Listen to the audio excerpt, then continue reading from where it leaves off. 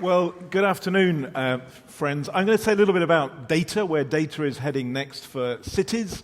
And although, like quite a few people in this room, I'm a bit of a data geek, and I love data and dashboards and so on, I'm going to really talk about how we make it useful and about how use comes from the links you make with data.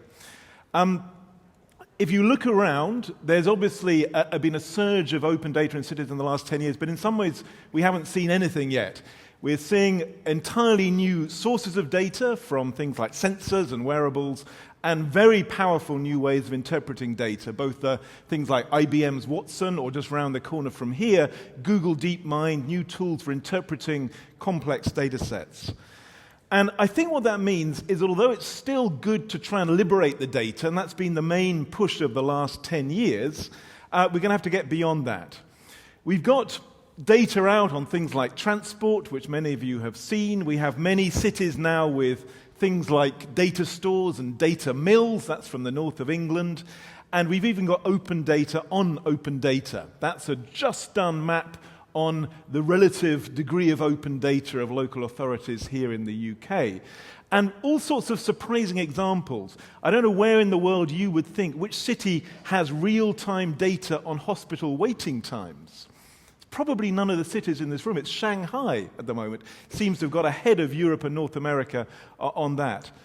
But in some respects, the open data movement has had great visibility and some great successes, but also sometimes a bit of disappointment. The hype has been a bit ahead of the reality. We've had really cool stuff which hasn't been used as much as it could have been.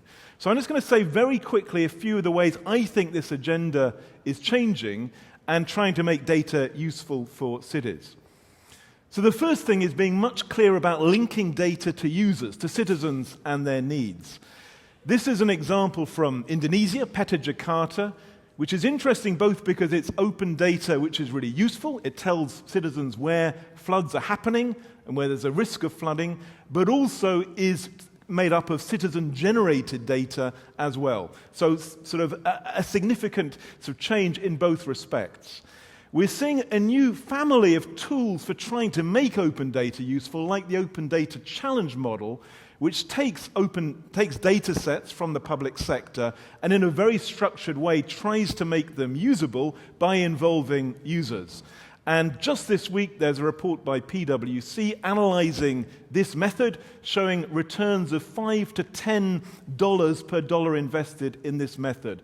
And I think it is a better method than the hackathons and many of the things which were fashionable a few years ago, but often didn't quite generate usable results. We've then got the linking of data to predictive algorithms. So for many years, there have been algorithms, so if you went into a doctor's surgery, they would predict your likelihood of ending up in hospital. The probation service in the US and elsewhere has been predicting recidivism rates.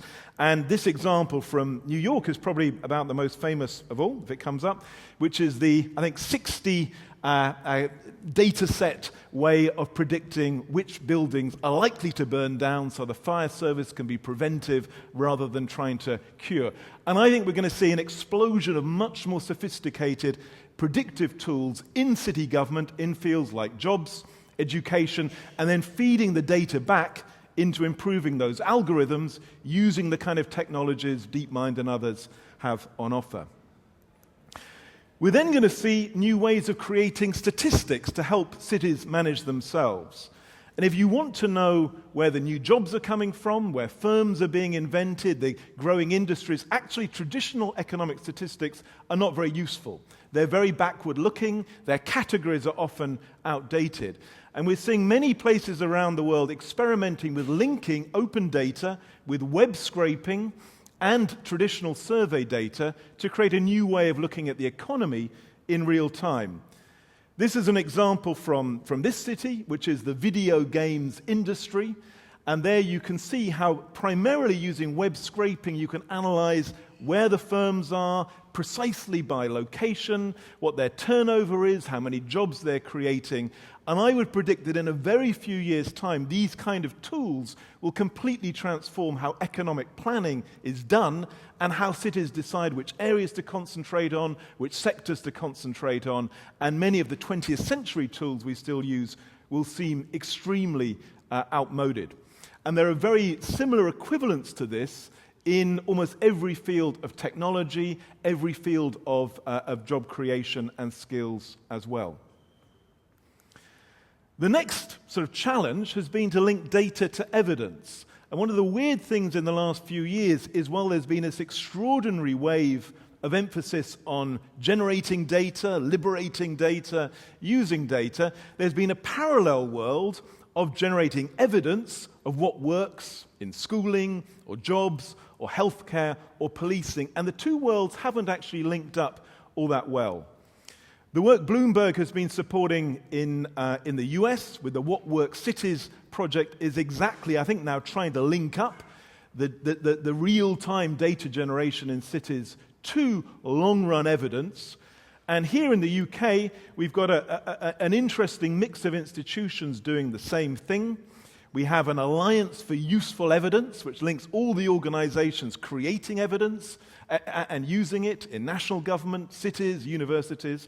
We now have a whole series of What Works centers in health, education, early childhood, crime, local economic growth, whose job is to synthesize the state of the world's knowledge about what works and what doesn't work. And there you can see the sort of outputs they're generating. This is one from schooling, providing head teachers and policymakers with the best available interpretation of what works, what the strength of evidence is, and the cost-effectiveness of different interventions. And I think this, again, points to a very different way of linking evidence into improving cumulative knowledge about what works. But it's still remarkably underused in most cities around the world, these sort of tools. We're then, I think, going to see much more linking of data to properly structured ways of thinking about things, diagnostic tools for cities. There are a lot out there. This one is one which I particularly like, which is City. Some of you will have seen this, which is a diagnostic tool for city governments to help them work out how well they are supporting innovation and entrepreneurship in the economy, but driven by data sets. So it looks at things like procurement policy.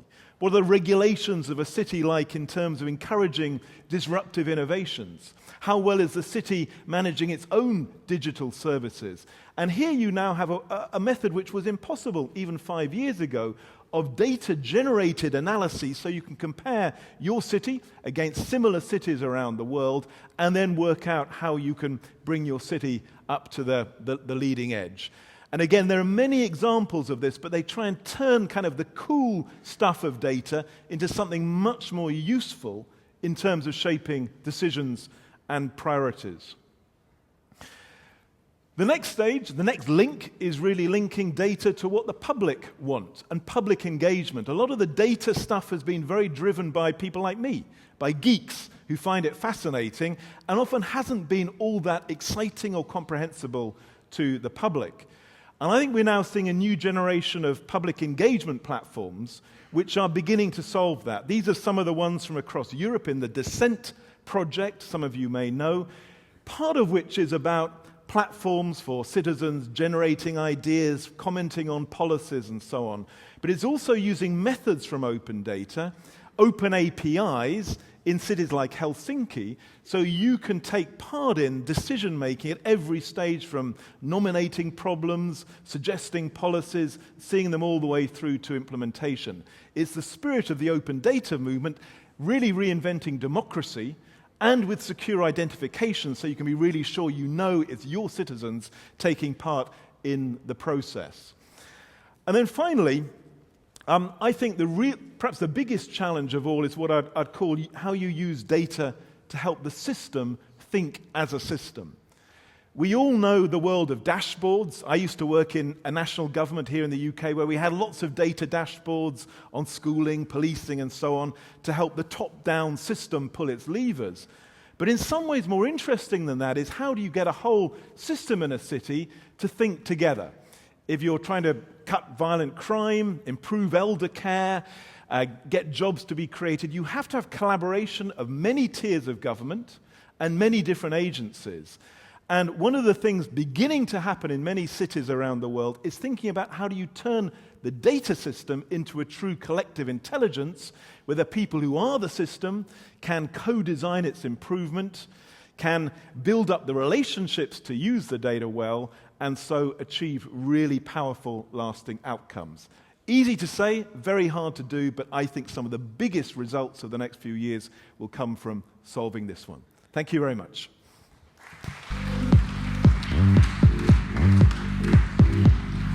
Now, please welcome Paige Fitzgerald, Manager of the Connected Citizens Program at Waze, and Pedro Peracio, Chief Digital Officer of Rio de Janeiro, here with Katherine Oliver of Bloomberg Associates. Good afternoon, everyone. I am so excited to share with you an incredible case study, an example of how a city, Rio de Janeiro, is using technology to address an urban challenge, traffic, and how a private sector company, Waze, is working effectively with the municipality. Because of increased mobile connectivity, cities are now able to use user-generated information, real-time data, to address traffic congestion problems and enable them to put out information that makes the quality of life more efficient and safer for both citizens and residents.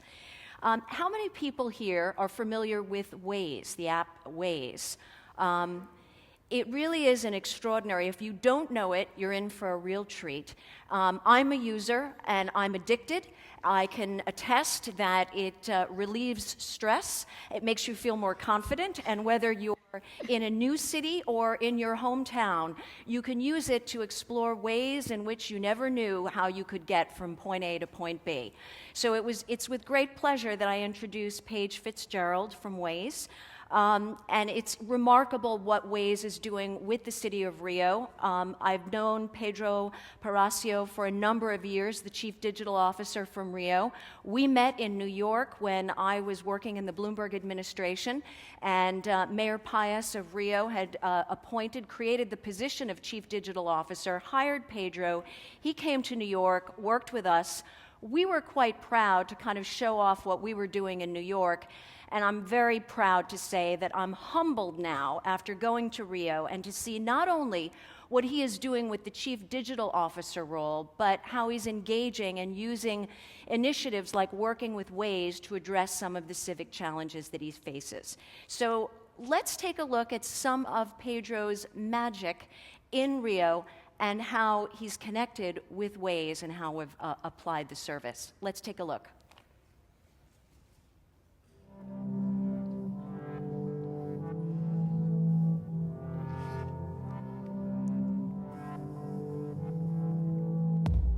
The thing I have always loved about Waze is that all the information is coming from the crowd. Even the maps themselves were completely crowdsourced, which most people don't know. Everything we do is crowdsourced. That's done by hundreds of thousands of people around the world who volunteer to help make sure that their map is accurate.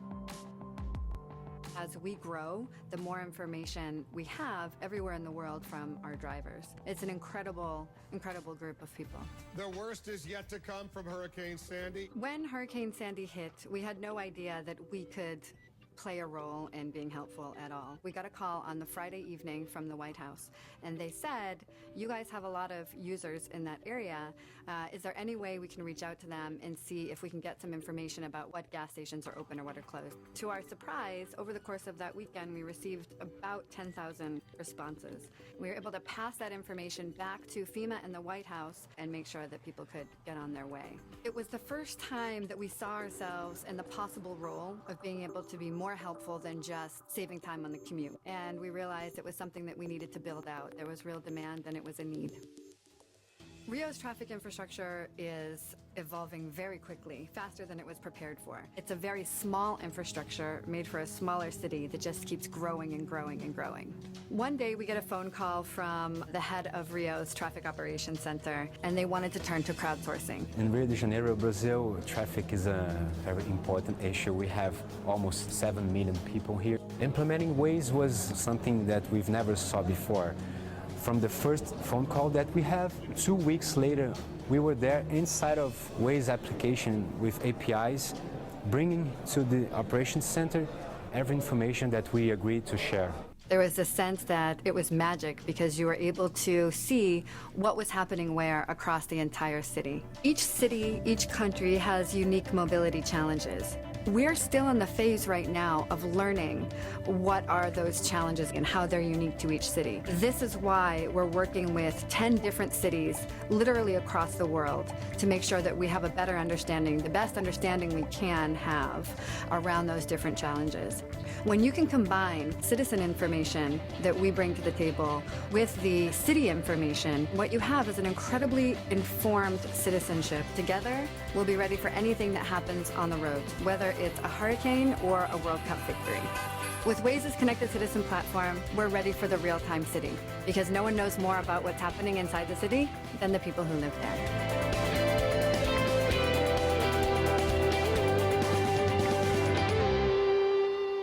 So, Paige, Pedro, how did this partnership begin? Take us back. This began in October 2 years ago? 2 years ago, yeah. The mayor is always pushing me to bring some new technology. He always says that use Rio as a red lab, bring new technology startups to work with us. And then one time he asked me to go to his office and then, please come with your mobile phone and plug in a center of operations and let's work with Waze. I said, come on, Mayor, let's give me a couple of weeks and I can give you a better solution. A couple of weeks. Yeah. And then I get in contact with Waze. I went on a website, simple as that, click in and just start a conversation with the people from there. And in less than 1 month, we signed an NDA and start exchanging our data. Now, Paige, Rio's the first city that you launched this program with? That's right. And now you're in 55 cities? Yep, 55 cities and states around the world, countries too. What is the criteria for selection? How do you typically go about working? And when Waze got the call from Rio, what were you thinking? We look for a couple of different things. First of all, we look for partners that have data that we don't have access to. And particularly, we're looking for advanced notice of road closures and construction. You can imagine if we navigate a user to a closed road, that's a pretty negative user experience. So we recognize that working with government partners is really an opportunity for a win-win data exchange. So we look for that data that we don't have access to, and we also look for a willingness to innovate. Can our partners take our data and really turn it into meaningful impact? If memory serves me, I think you were bracing for the Pope's visit to Rio, and so that was one of the impetus for anticipating even more traffic congestion. Yeah. Now you're gearing up for the Olympics. How are you using Waze to address some of the short-term traffic challenges? We have a good team there on Center of Operation engineers that knows how to manage the data and use intelligence with that. So we have the map of the city. We can merge a lot of informations, and with Waze we can have a lot of accurate information about the citizens. So if any accident happens real time, we can take action more quickly. And for us, for the Olympics or for day-by-day use, it's good because we can see what's happening, we can see what is around and take action more quickly. For the Olympics, for the Pope, but we are it's important to say that we want that citizens have a good day, and this helps a lot with mobility. But for a private sector company looking at addressing a civic challenge, this is an incredible opportunity for you because you're developing your company, you're building your company, you need users. Exactly. And how we approach user growth is looking to develop the most accurate assessment of real-time conditions on the road. So we recognize that the data that our partners can provide supplements the incredible data that our users, our community of users all around the world provide in real time. And how did you take this to your colleagues at City Hall? And how did you introduce this whole relationship to the folks at the Transportation Department and also your transportation network? Yeah, the thing is, you can see on the map, if you can see real time what is happening in the city, it's like magic, as we saw. It's We have officially 600 cameras, fixed cameras from the municipality. After the partnership with Waze, we have 1 million. More than that, how many active users do you have in Rio? In Rio, it's 800,000. In Sao Paulo, it's 2.75 million. Can you imagine if someone take a picture, you can see in our map real time. So we can. And what was the reaction first few days, weeks into using it from the staff itself? Yeah, we start learning how to manage that. For us, it's like starting to also. I think it was our first partnership that we start using the big data from a startup as Waze. And we are always connecting with the people from Waze and we are learning and learning how to manage that together. And so what are some of the specific impacts you've seen in just a short period? Yeah, there's some cases that we like to show that one is won in elections, and that the last elections that had in Rio. That's the first and second term. In the first term, we analyze what has happened, the heat map of the movement of the people going to vote, and realize a lot of traffic jams in some specific areas. So for the second term, we give some options of some directions to the Wazers, to the citizens, and then we get a lot of better mobility in that time. Mm-hmm. This analysis of looking at how congestion affects individual neighborhoods, leveraging the Waze users' reporting of congestion, has been an example that we've been then able to show our other partners around the world, saying for any repeated major traffic event, use our data to develop a heat map of how congestion affects individual neighborhoods, and then change your traffic management plan in accordance for the repeated events. And is it ideal for short-term traffic challenges, or are you really using this as well to look at longer-term traffic problems? Well, we've seen our partners do both. They can leverage this partnership, our government partners can leverage this partnership to give us real-time closure information around major traffic events. We then close those roads on the map and reroute users around that closure, decreasing the associated congestion. We've also seen Rio lead the charge in really delving into the analysis of our data to inform those longer-term strategic infrastructure decisions. Have there been other applications looking at bus routes or other traffic challenges? Yes, I think one of my favorite examples is from the city of Boston, where they used our data to analyze a potential change in policy where they would give their bus rapid transit green lights every time they approached an intersection. So they used our data to figure out how that affected congestion and to then inform their decision about whether this was an appropriate policy to continue with. Mm-hmm. What has proven to be the most coveted information to both users and to citizens? Paige, why don't you take that one first? To users, we find the most coveted piece of information is that advanced notice of road closure data. Mm-hmm. We think we do a good job of capturing the road closure data for the majority of users that approach a closure. But having advanced notice helps us get the tail ends so that the first user who approaches a closure and the last user also have a really positive experience. Mm-hmm. And Pedro, what have you found? Yeah, I found that we can, if you can give a better information for the citizens, you're going to give a quality of life. Mm-hmm. You're going to spend less time on the traffic. So we can see that after our partnership, we start to inform with other social medias when you have an accident. There's an accident in that street, so the people start to go to another way. So for us, improves us a lot. How can we manage to inform and have a better mobility for the citizens? Mm-hmm. How many people are you expecting to attend the Olympics next year? Oh, there's a lot. I don't have the number, but quite a number. So how are you preparing? How are you going to be using Waze, or you're starting to do testing now? Yeah. How will that influence or impact? We are already starting test events for the Olympics all over this year, and you're already working with them, giving all the informations, all the road closures that is happening for the specific event, and the people that use Waze can see the best road and the road that's going to be closed some days before, so they can be informed. So for us, it's good because these years it can be a test event for our partnership also. So during the games, it's going to be everything's ready. And a great opportunity for Waze. What are you thinking about doing in terms of promoting this to a potential new audience?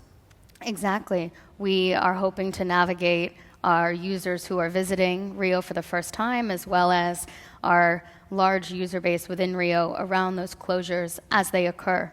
And one of the most interesting things I think you're doing leading up to the Olympics is using our data to analyze potential rerouting of roads. So looking at how users report congestion as you reroute roads to make sure that you don't increase that level of congestion. Are you tracking trends in data aggregation and finding some, consistencies with different cities? You're in 55 cities now. Definitely. What we find to be one of the biggest problems in integrating data is that frequently the data sources are very fragmented. Many times, cities don't even know where the road closure data is or who has the most accurate data. So we find that our partnership is frequently the impetus to aggregate those fragmented data streams and actually develop a data standard so that the different data can talk to each other. Data from one agency can talk to another agency, and our government partners can start to explore additional public-private partnerships as well. What are the advantages of working with a chief digital officer or a chief innovation officer in a city? This is a relatively new role. What are the advantages that you're going directly to one source?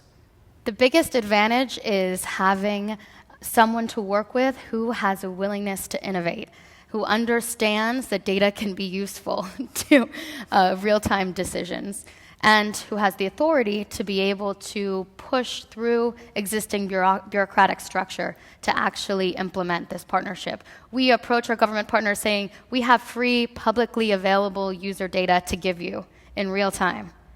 And having a chief digital officer, a chief innovation officer to interface with means that they actually are willing to experiment with that data. And Pedro, how does it work for you? Do you have like a dedicated customer service rep at Waze that you're interfacing with? No, or a team? No, yeah, we have. And you were also a prototype. Yeah. You were the test case. But we have a good relationship with Waze and some of the people that works that facilitate a lot for us, because we take a phone and ask for something, and quickly we can have a response and put our ideas on the road. Mm-hmm. What's been your biggest surprise through this journey of 2 years of using Waze? What have you benefited the most from, or were there some surprises?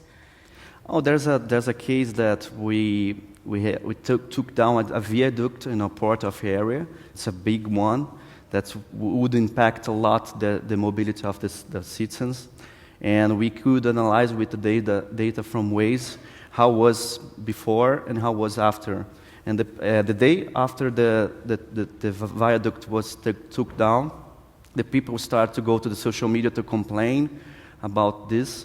But we saw on the map, on the data analysis, that the mobility traffic was the same because we gave alternative routes. So this for us was like it's not we can see that it's happening. Our how do you say planejamento? It's our strategy was working. Right. So we see on the map and our data analysis. We find at Bloomberg Associates, or an international consultancy business for cities, and we're in 7 cities now, that we're using the technology effectively, but nothing beats the face-to-face. And when we go to one city, Rio wants to know what LA is doing, LA wants to know what Mexico City is doing. So how are you sharing? You're in 55 cities now. So how are you aggregating the information, getting feedback from the other users of Waze, and sharing that with other cities? We find similar trends as well, and nothing beats a government partner telling another government partner exactly what works. We just got through last week hosting our second Connected Citizens Partner Conference, where we brought in 50 partners from all around the world to share best practices. Whether it was Jakarta learning from Rio and LA how to integrate our data in real time into their traffic management center, or Ghent, Belgium learning from Boston how to analyze our data. It was a really valuable experience for our partners. And so just quickly wrapping up, where does the relationship go? You've got the Olympics, but what's the next phase in this relationship between Rio and Waze? We are always pushing them to give, in the Connection Citizens program, we can see what's going to be the next steps from Waze. So we can work together, we can think out of the box, how can we give some ideas to them. For example, we are starting also to, a pin drop in the map, giving the spirits of the Olympics, showing on the map all the venues for the Olympics, so the people can start to interact for the games. And we are always looking for how can we go forward, how can we interact more. Before we know it, we're going to have to layer in driverless vehicles, so that will be something. So stay tuned for information on that. Please go outside, go to the digital sandbox. There is a display for Waze. Miguel is out there, and he will take you through. And if you're planning to go to the Olympics, it's going to be an easy way to navigate the fabulous city of Rio de Janeiro. So Paige Fitzgerald and Pedro Peracio, thank you so much. Thank you.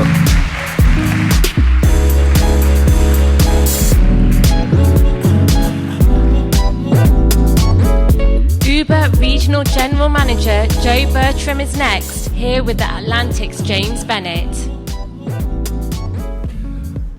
Hello again, everybody. Joe Bertram, in case you didn't hear there, is the Regional General Manager for the UK and the Nordics. For Uber, my favorite fact in reading about you was that your first home was at the London Zoo here, where your father was responsible for overseeing the mammals. Yep, that's right. I'm not sure what bearing that might have on your current gig, but maybe we can get to that. I thought we might start within your bailiwick as across Europe.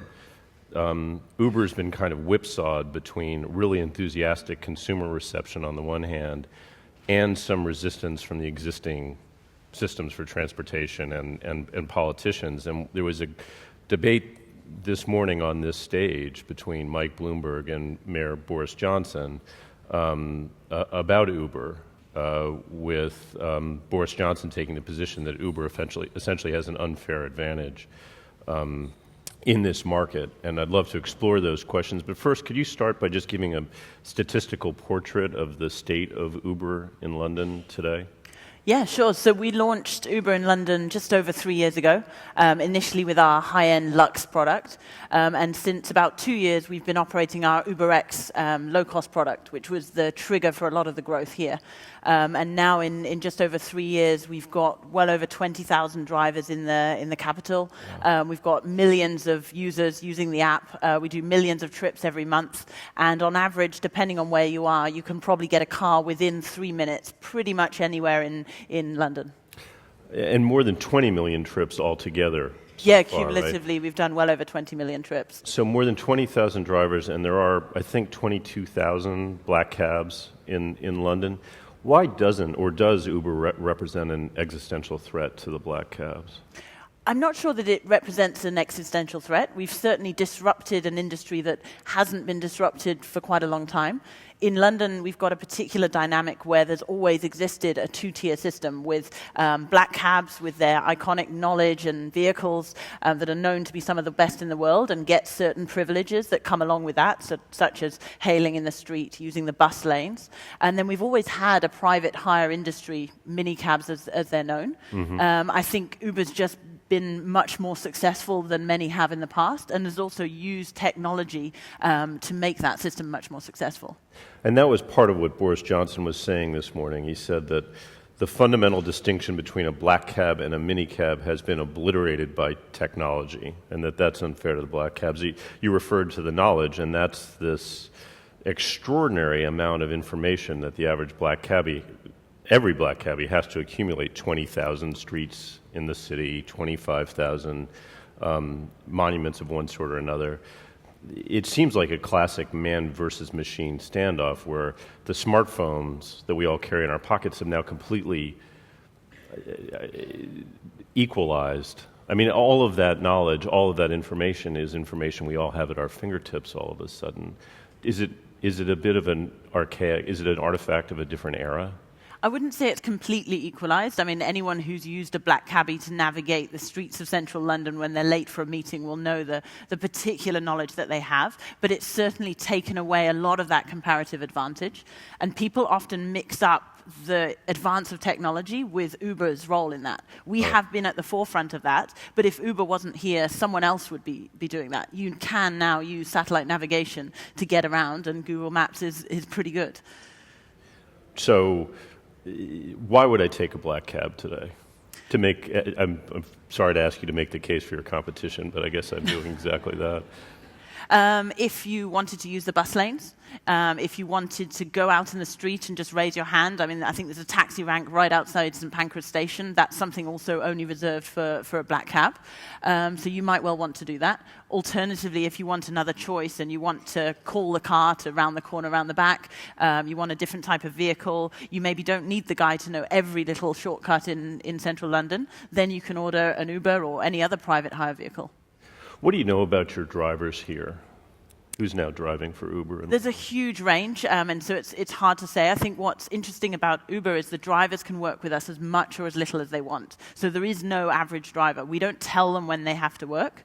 The system in the UK is such that the regulations around the vehicle are such it doesn't really make sense for you to use it as a family car. No one else other than a licensed driver can drive that vehicle. So you can use it for personal use, but only you can drive it. So most of them are fairly full-time drivers, 20, 30 hours a week at least, but some of them work some of that time with Uber, some with other companies.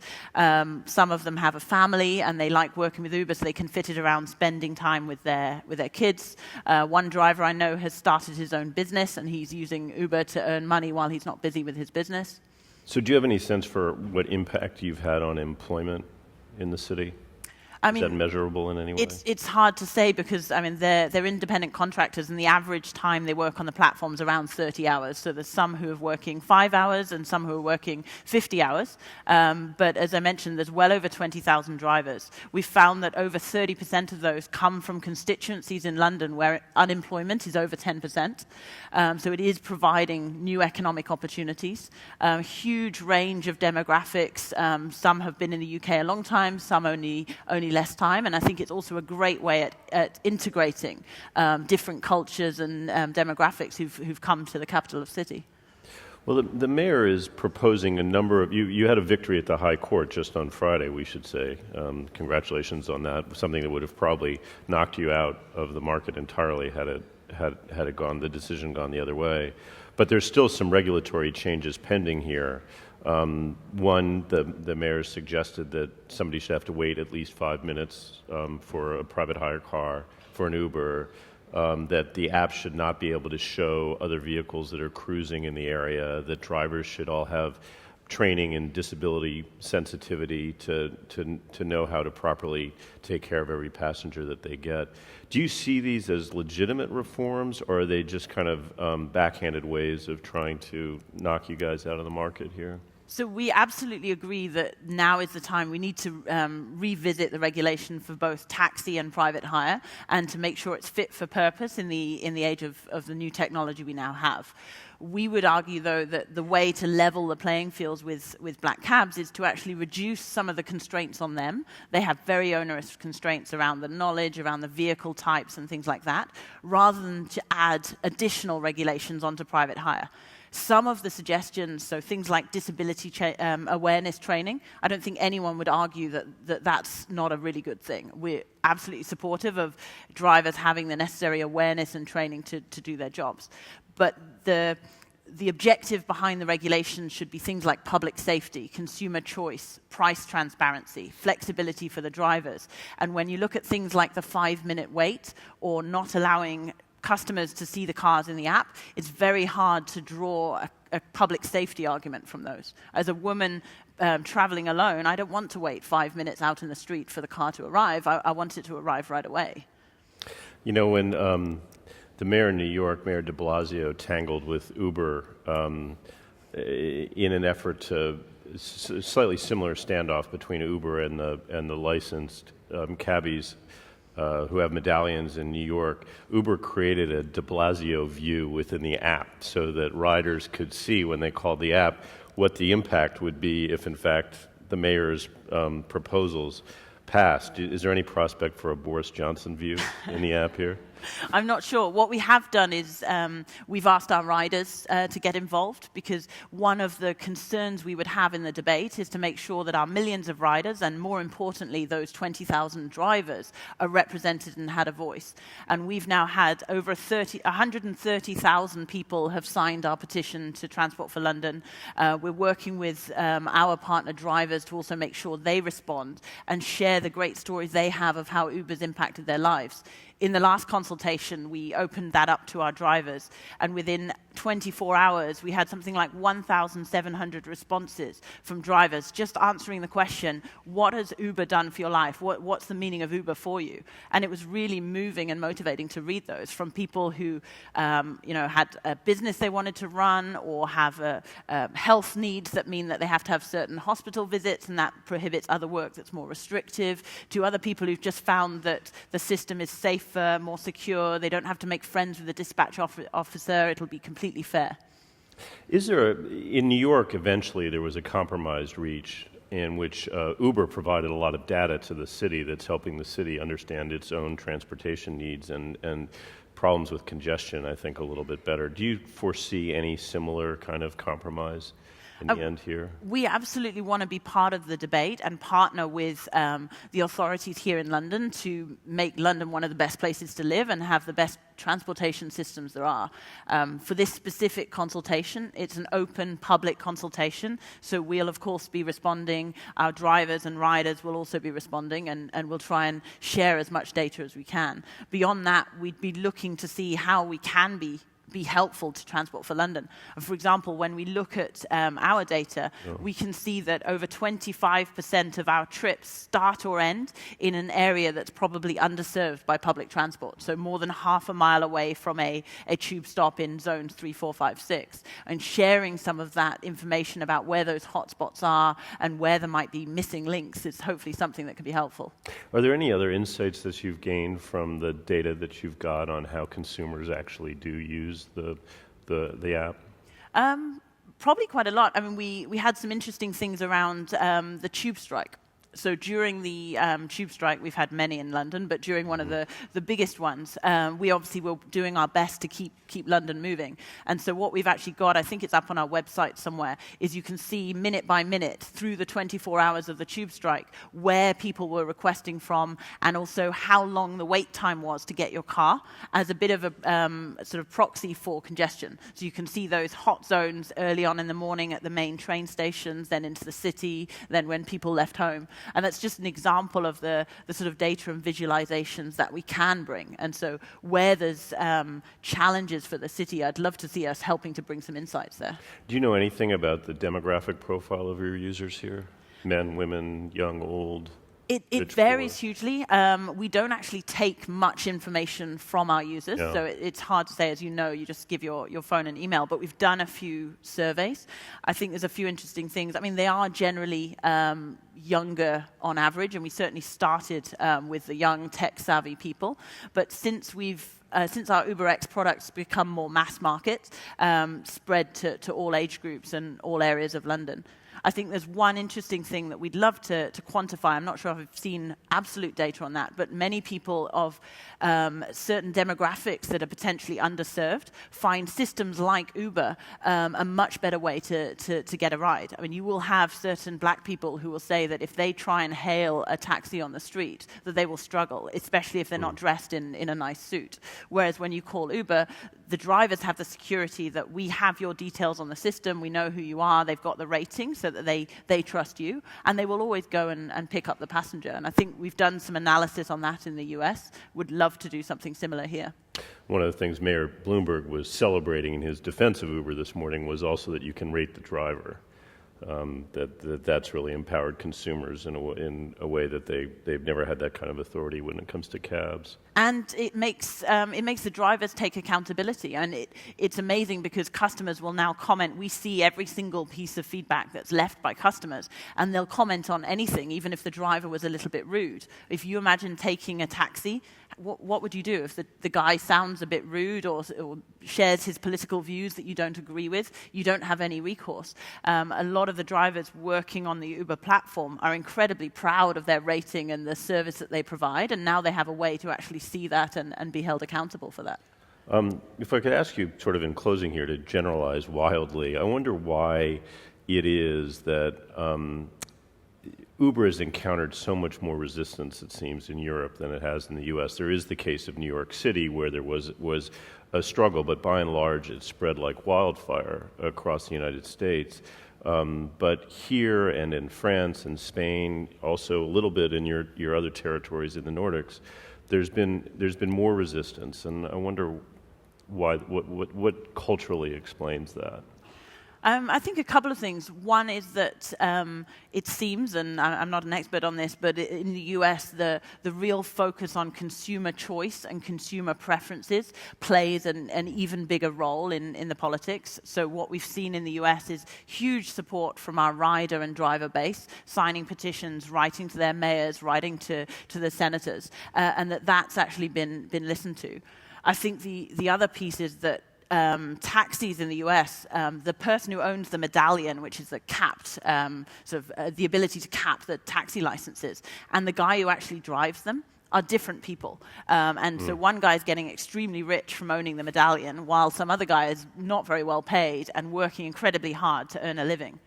One of the things here in London, for example, is with our iconic black cabs, is the people who have invested their career and their money into becoming a black cab driver are those same guys driving them, and it's often the same across Europe. And so there is a very real need to make sure that whatever regulation we come up with also supports those and make sure that there's a solution for them while coexisting with ride-sharing services like Uber.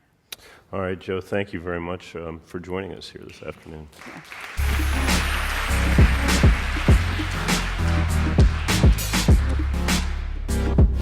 Up next, Herman Narula, Improbable's Chief Executive Officer. Hello. Hi. It's an absolute pleasure to meet all of you, and I'd like to thank the organizers and CityLab for what has so far been a really interesting event from my perspective too. So I'm here today to talk to you about what I think could be the future beyond just data. And we've heard a lot today about how we can leverage data to make decisions, to look in the past, but I want to talk to you about something perhaps a little bit more ambitious, maybe a next step beyond that point. So data is fantastic, right? It's wonderful. And you saw some great examples with Waze and Uber about how we can leverage it to look at what has happened and to extrapolate patterns about what could happen. But there are some decisions, some choices that cities and governments and people that run any kind of infrastructure face every day that are very challenging to make with data alone. And I think some of these choices are really going to define whether cities and how well they deal with the massive technological disruptions that are coming. So to give you one example, should we build a road? What will be the immediate consequences to traffic? What will be the secondary consequences to the life of our city? What about the economic consequences? What about the consequences to property prices? These are the sorts of choices and decisions that become very challenging to make with data alone. And I want to talk to you about another idea, one that some of you may have encountered and some of you may not have. And that idea is really simulation. Now, the difference between simulation and data is that you actually recreate the thing you're interested in.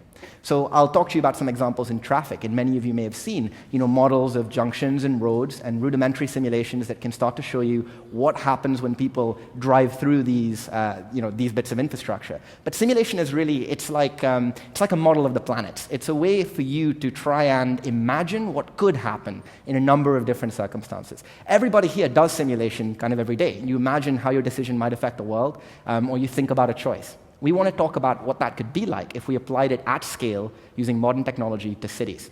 So Simulation today is kind of what data was 5 or 10 years ago. It's a cool idea, and there's good technology behind it, but it's very difficult for it to be applied at sufficient scale for it to really be useful. The kind of questions we would love to be able to help you answer are questions like, is our policing plan for the Olympics a valid one? If we introduce autonomous vehicles, what could the impact be onto our cities? We can't answer those with limited simulations that we have today. The area you may have encountered simulation today is traffic. And to many of you, it probably looks, if you've seen modern applications, a little bit like this. So you see a vision of what your infrastructure looks like, and you see items moving around that infrastructure, agents representing cars or representing people. And this is pretty effective because you can try out new road structures or new policy possibilities and see how those impact the movement of people. And it's great. And in certain industries and certain fields, it's used to great effect. So this is the bit where I want to challenge you all a little bit. What happens if we apply that to everything? Not just traffic, not just things like people and their movements, but to economic activity, to policing, to infrastructure, to power, because a city is all of these things working together. There's a little joke at my alma mater in the computer science lab at Cambridge, and the joke is that cities, cells, and people, what do they all have in common? You have absolutely no idea what they're going to do, and you have absolutely no idea why they do them. And that's because they're all complex adaptive systems, and that means that they're hard to understand analytically. But if you build models, if it were possible to really build a model, if you will, a practice city, for what could happen when we make choices, then we can't see the future, of course, but we can start to change how we think about the information we do have and the choices we are able to make. So bear with me for a moment, and let's imagine what that might look like. So let's say we take our original city model, right? And that was cool, that was nice, but let's expand it, Let's have a model, a one-to-one model with several million entities, maybe even hundreds of millions, representing every single piece of transport infrastructure that we have. Every road, every car, every bicycle, everything that we need in order to try and understand the way people get around the city.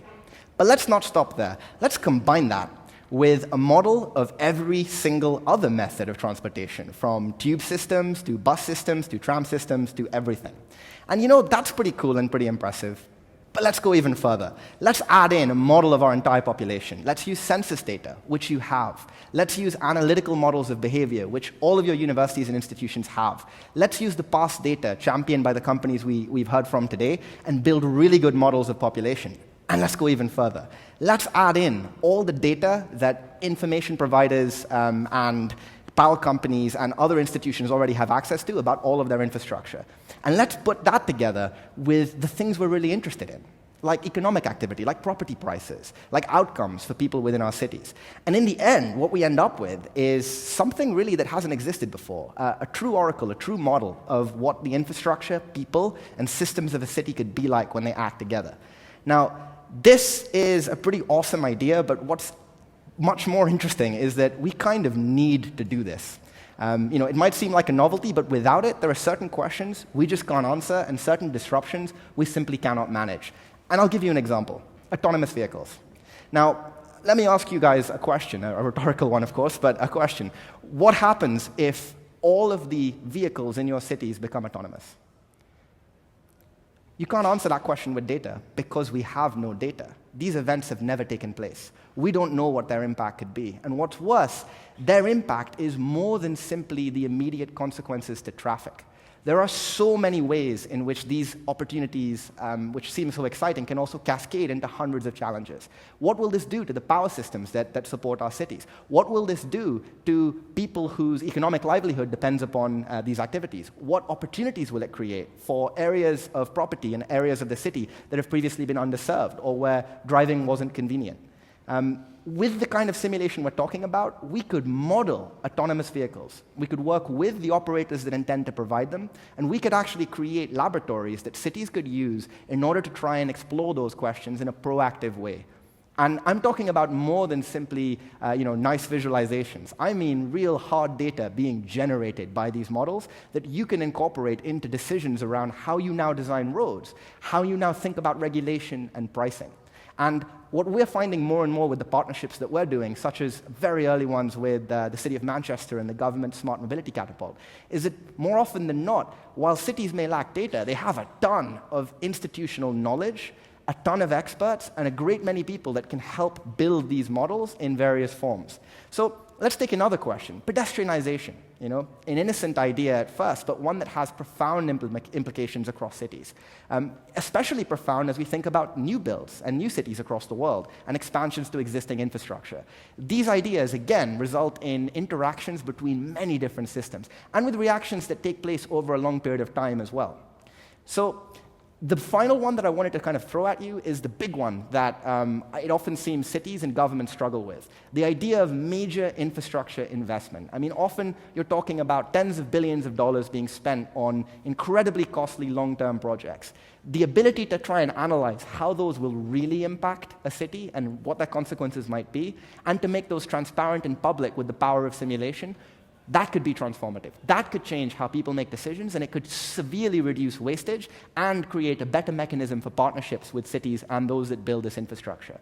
So the last thing I want to say is this isn't actually fictional. This can be done today. The challenges are immense. You need to make thousands of machines work together to model massive simulations that would have been computationally unfeasible only a few years ago. But this is being done now. Improbable, in partnership with many other groups and institutions, we've built an operating system called Spatial OS, and right now we're trialing it in use cases ranging from transport modeling to economic modeling to other areas as well. This can't be done by us alone. We need partners now in the form of cities and institutions that are willing to share with us their insight and work with us to help improve their decision-making processes. I want to go a little bit further. I want to make a little bit of a kind of a call to arms to cities. Ride-sharing has disrupted cities, and it has come out of the blue. I think the next 10 to 20 years we'll see hundreds more disruptions like this, from the sharing economy, from automated infrastructure created by citizens, from the drone revolution that is coming too, in areas like package delivery. I want cities to own that disruption. I don't simply want to have them react to it, but I would like them to be able to explore predicting what could happen and to make decisions today that can help mitigate the damage and exploit the opportunity that they create. Lastly, and perhaps this is a little controversial, I actually think this represents a massive financial opportunity to cities.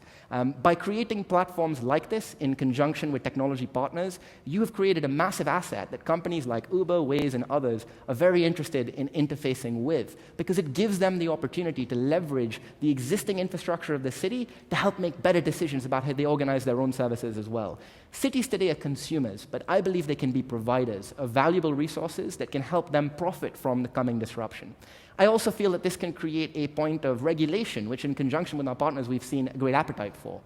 If cities were in effect an operating system, then through the APIs of that operating system, through the rules of that operating system, you can come to define how you would like to see change evolve within your infrastructure. Thank you so much for listening. It's been absolutely fascinating hearing all the talks, and I look forward to meeting any of you in the future as well. Thank you.